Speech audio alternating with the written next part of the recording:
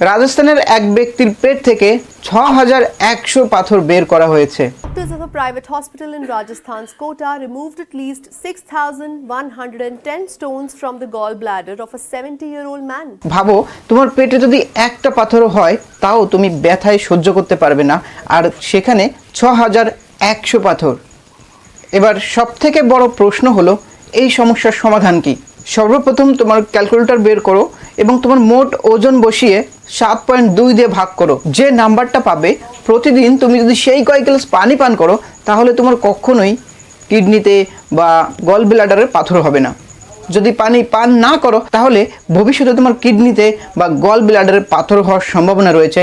আর তথ্যটি অনেক ব্যক্তিরা জানে না, 99% মানুষ জানে না। তাই সবার সঙ্গে শেয়ার করে দাও যাতে তারা সবাই জানতে পারে এবং সবাই সুস্থ থাকতে পারে। Thank you so much. এই ধরনের আরও তথ্যমূলক ভিডিও দেখতে এক্ষুনি ফিট ইনসাইড ইউটিউব চ্যানেলটি সাবস্ক্রাইব করো।